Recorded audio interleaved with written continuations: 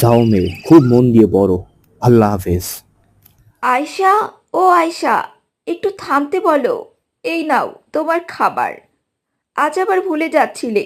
ও ধন্যবাদ আমার আম্মি। ভালো হলো যে আপনি মনে করিয়ে দিলেন, না হলে কালকের মতো আবার খালি পেটে থাকতে হতো আমাকে। এখন আমি যাচ্ছি, আল্লাহ হাফেজ আম্মি।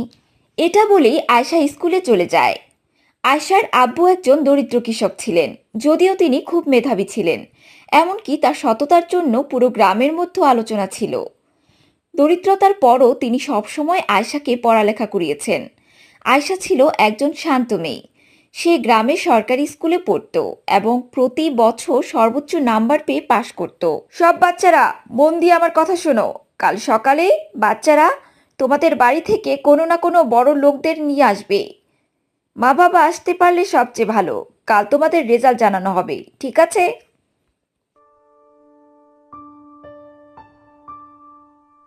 পরের দিন আয়শা তার আব্বুকে নিয়ে স্কুলে যায়।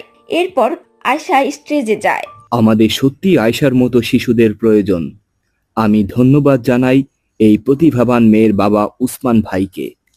আয়শার এই সাফল্যের পেছনে তাদের কত পরিশ্রম রয়েছে আমি এই কথা ভালো করে জানি। প্রধান শিক্ষকের কথা শুনে উসমানের বুক গর্বে চড়া হয়ে যায়। সাথে তার চোখে সুখের অশ্রু এসে পড়ে এবং বাড়িতে পৌঁছানোর পর, আমিনা, শোনো, মেয়েটি হৃদয়কে খুশি করে দিয়েছে। আমাদের মেয়ে তো সত্যি এত ভালো। আল্লাহ আমাদের শিশুকে প্রত্যেকটা খারাপ দৃষ্টি থেকে রক্ষা করুন। জানো আমিনা, এখন পর্যন্ত পুরো গ্রামের মানুষ আমাকে আমার নামেই চিনতো, কিন্তু এখন যখন আয়শার কারণে আমার পরিচয় হচ্ছে, তখন হৃদয় এক বিশাল শান্তি অনুভব হচ্ছে।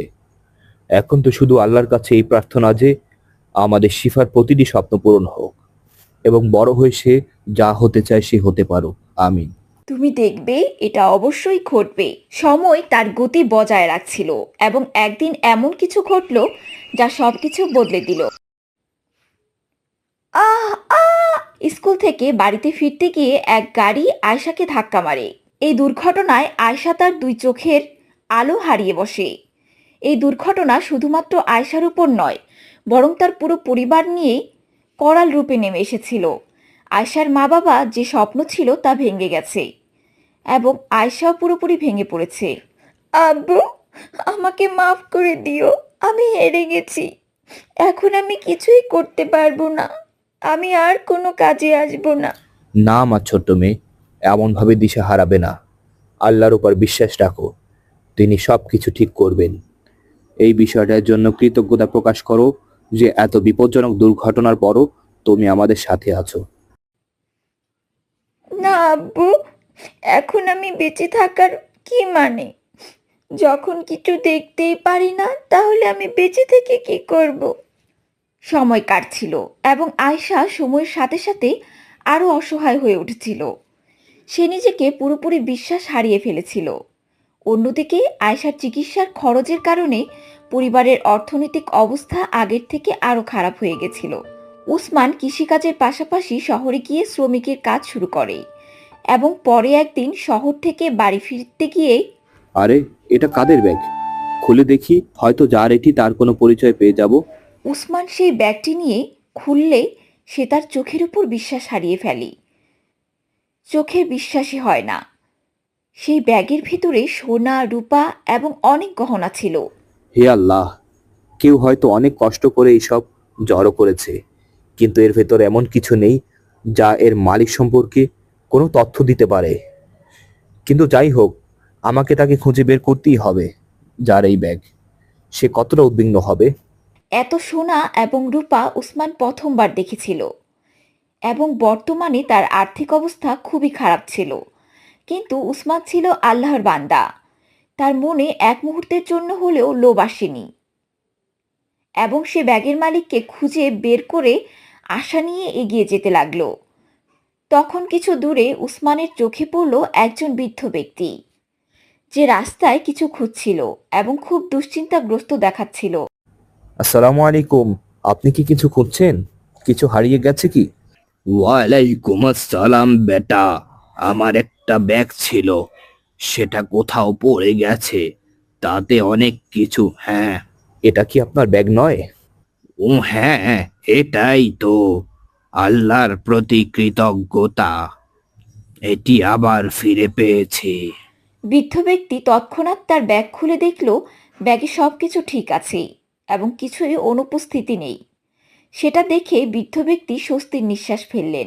বেটা, এই ব্যাগটি ফিরিয়ে দিয়ে তুমি প্রমাণ করেছো যে এখনো মানবতা এই জগতে খুঁজে পাওয়া যায়, যেটা তোমাদের মতো আল্লাহর বান্দারা ধরে রেখেছে। জি, এমন কিছু না। আমি শুধু সেটাই করেছি যা আমার ঈমান আমাকে বলেছে। তাহলে এখন আমি যাচ্ছি। আল্লাহ হাফেজ। না না, তোমায় খালি হাতে যেতে দিতে পারবো না, এটি আমার পক্ষ থেকে রাখো। সেই বৃদ্ধা মানুষটি কিছু টাকা উসমানের দিকে ভালোবাসা দিয়ে এগিয়ে দিয়েছিলেন, যা সত্যি যথেষ্ট ছিল। আয়শার চিকিৎসার জন্য নেওয়া সমস্ত ঋণ পরিশোধ হয়ে যায় এবং তারপর কিছু টাকা বাকি থাকে। তখন উসমান যখনই শহরে যেতেন তখনই রাস্তায় বহু সময় সেই বৃদ্ধ বাবার সঙ্গে দেখা হয়ে যেত। তারপর একদিন বেটা, তুই আমার বাড়িতে আয়, ঈদের উৎসবটি আমার বাড়িতে কর, কোরবানির উৎসবের দাওয়াত আমার বাড়িতে কর। ঠিক আছে, আমি আসবো বাবা, কিন্তু আগে আপনাকে আবার বাড়িতে আসতে হবে। ঈদের নামাজ আমরা একসঙ্গে পড়ব এবং এরপর আপনার বাড়িতে যাব। ঠিক আছে? তোমার ইচ্ছা। কিছুদিন পর কুরবানির উৎসব আসে এবং বৃদ্ধ মানুষটির প্রতিশ্রুতি অনুযায়ী নামাজ পড়ার আগে উসমানের বাড়িতে পৌঁছে যায়। আসসালামু আলাইকুম বাবা। ওয়ালাইকুম আসসালাম। মেয়ে মাশাল্লাহ, খুব সুন্দর। চলুন আব্বা, আপনার জন্য অপেক্ষা করছি। এরপর উসমান এবং সেই বৃদ্ধ মানুষটি একসঙ্গে ঈদের নামাজ পড়তে যায়।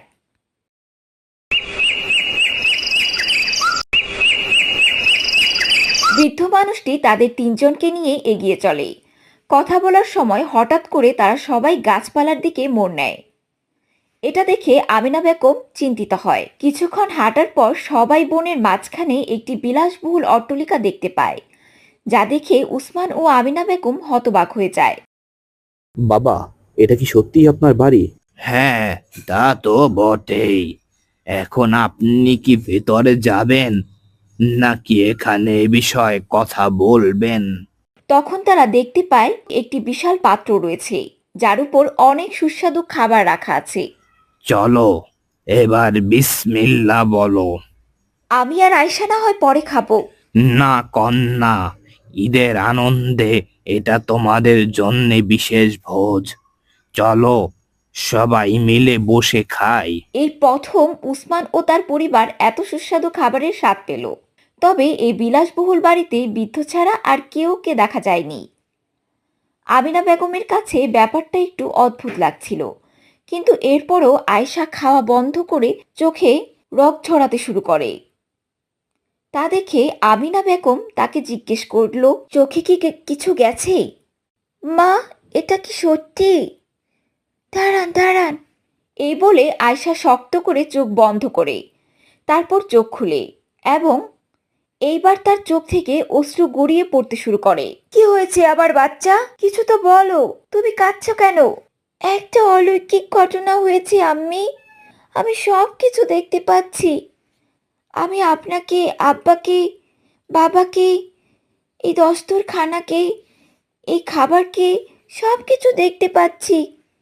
আমি আম্মি, আমি সব কিছু দেখতে পাচ্ছি।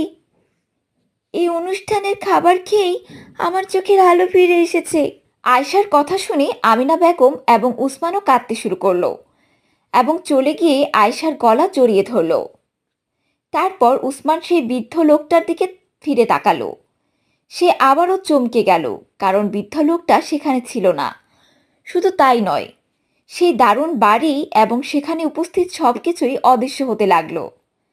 কিছু মুহূর্তের পর উসমান, আমিনা বেগম এবং আয়শা তিনজনেই ঘন বনের মধ্যে দাঁড়িয়েছিল। যদিও খাবার পরিবেশনকারী সেই দস্তরখানা এখনো ওখানেই ছিল। তারা কোথায় গেল? আমি এখনো বুঝতে পারছি না। তারা কোথায় গেল? এবং সেই বাড়ি? আমি এখনো বুঝতে পারিনি আমিনা। বাবা আল্লাহর পাঠানো ফেরেশতা ছিলেন, যারা আমাদের সমস্ত সমস্যাগুলো দূর করতে এসেছিল। চলো এখন বাড়ি যাই। এ কথা বলে তারা বাড়ি ফিরে আসলো এবং মহান আল্লাহর কাছে শুকরিয়া আদায় করলো।